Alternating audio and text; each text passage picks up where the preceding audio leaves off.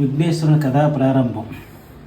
సూత మహాముని సౌనికాది మునులకు విఘ్నేశ్వరోత్పత్తియు చంద్రదర్శన దోషకారణంబును తన్నివారంబును చెప్పదొడంగను. పూర్వము గజరూపము గల రాక్షసేశ్వరుడు శివుని గూర్చి ఘోర తపంబనర్చను. అతని తపమునకు మెచ్చి పరమేశ్వరుడు ప్రత్యక్షమై వరంబు కోరుకోమనను. అంత గజాసురుడు పరమేశ్వరుని స్తుతించి, స్వామి, నీవు ఎల్లప్పుడూ నా యుదరమందే వసించుండమని కోరెను.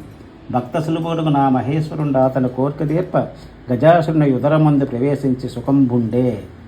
కైలాసమున పార్వతీదేవి భర్తజాల తెలియక పలు తెరంగులను అన్వేషించుచు కొంతకాలంలో గజాసుర గర్భస్థుండో తెలిసి రప్పించుకొనుచు మార్గంబు కానక పరితపించుచు విష్ణుమూర్తిని ప్రార్థించి తన వృత్తాంతము తెలిపి, ఓ మహానుభావ, పూర్వము భస్మాసురుని బారినున్న నా పతిని రక్షించి నా పసులతివి. ఇప్పుడు కూడా ఉపాయాంతరము చే రక్షింపమని విలపింప హరి ఆ పార్వతిని ఊరడించి పంపే. అంత నా హరి బ్రహ్మాది దేవతలను పిలిపించి గజాసుర సంహారమునకు గంగిరెద్దుల మేళమే యుక్తమని నిశ్చయించి నందిని గంగిరెద్దుగా అలంకరించి బ్రహ్మాది దేవతలచే తలకొక వాయిద్యమును ధరింపచేసి తానును చిరుగంటలు సన్నాయిని దాల్చి గజాసురపురంబు చొచ్చి జగన్మోహనంబుగా ఆడించుచుండ గజాసురుడు విని వారను పిలిపించి తన భవనం మీదట నాడించి నియమించెను. బ్రహ్మాది దేవతల వాద్య విశేషంబులు భోరుగొల్ప జగన్నాటక సూత్రధారయగు నా హరి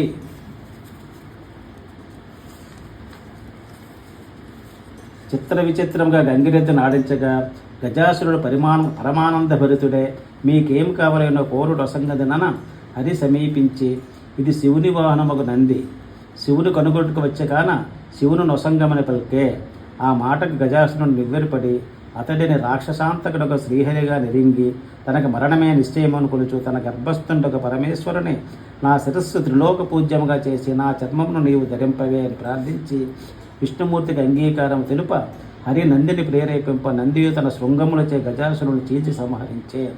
అంత మహేశ్వరుడు గజాసుర గర్భము నుండి బహిర్గుతుండే విష్ణుమూర్తిని స్తుతించే. అంత నా హరి దుష్టాత్ములకిట్టి వరంబులేయరాదు, ఇచ్చినచో పాములకు పాలు పూసినట్లుగునని ఉపదేశించి బ్రహ్మాది దేవతలను వీడ్కొల్పి తానును వైకుంఠమున కరిగే.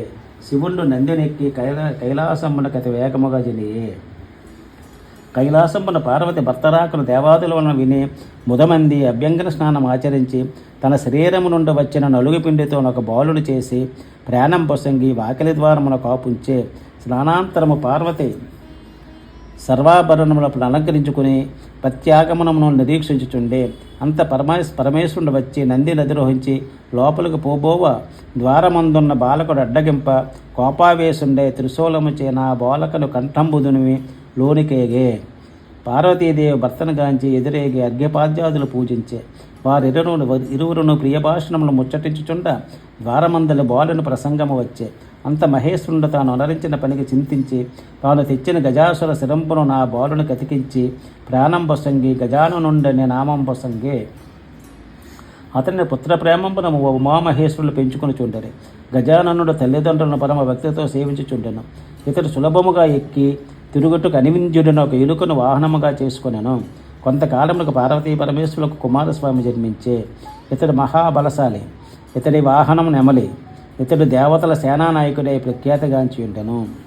ఒకనాడు దేవతలు మునులు పరమేశ్వరుని సేవించి విఘ్నములకొక్కని అధిపతిగా తమ కొసంగమనరే.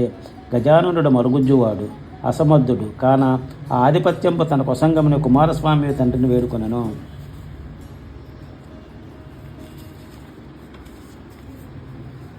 మీలో నెవరు ముల్లోకములందరి పుణ్యనదులలో స్నానమాడి ముందుగా నా యొద్దకు వచ్చెదరో వారికి ఆధిపత్యం పొసంగుదని మహేశ్వరుడు పలుక సమ్మతించి కుమారస్వామి నెమలి వాహనం పెక్కి వాయువేగంబున నేగే.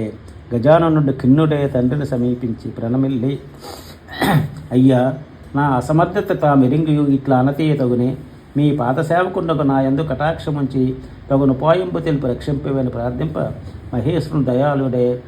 సకృన్నారాయణేత్యుక్త్యా మృత్యుమాన్ కల్ప శతత్రయం గంగానది సర్వతీర్థేషు స్నాతో భవతి పుత్రక.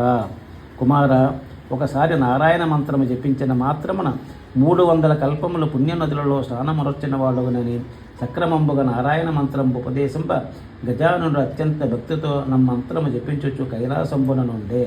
అమ్మంతర ప్రభావంపున అత్తకు పూర్వము గంగానదికి స్నానమాడిన కుమారస్వామికి గజానునుండ నదిలో స్నానమాడి తనకెదురుగా వచ్చుచున్నట్లు గాల్పింప అతండును 3,50,00,000 నదులలో స్నానమాడ అటులనే చూచి ఆశ్చర్యపడుచు కైలాసమునికేగి తండ్రి సమీపమందున్న గజాననం గాంచి నమస్కరించి తన బలమును నిందించుకొని, తండ్రి, అన్నగారి మహిమ తెలియక అట్లంటిని క్షమించుము. ఈ ఆధిపత్యం అన్నగారికి వసంగులని ప్రార్థించే అంత పరమేశ్వరుని చే భాద్రపద శుద్ధ చవితనాడు గజానునికి విఘ్నాధిపత్యము వసంగబడియే.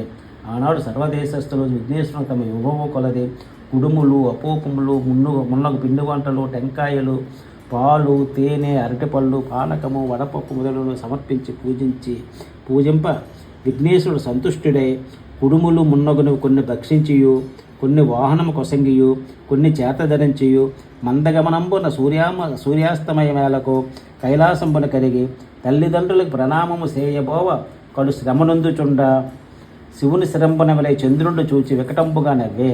అంత రాజదృష్టి సోకిన రాలు కూడా నుగ్గొగన సామెతను నిజమగునట్లు విఘ్నదేవుని గర్భంపు పగిలి అందున్న కుడుములు తత్ప్రదేశం వెల్లడలం దొరలను అతండును మృతుండయ్యను. అంత పార్వతి శోకించుచు చంద్రుని చూచి, పాపాత్ముడ, నీ దృష్టి తగిలి నా కుమారుడు మరణించిన గాన నిన్ను చూచిన వారు పాపాత్ములై నీలాపనందల పాలు పొందుదురుగా కానీ శిస్మించెను. ఆ సమయమున సప్తమహర్షులై యజ్ఞంపు చేయొచ్చు తమ భార్యలతో అగ్ని ప్రదక్షిణం చేయుచుండరే.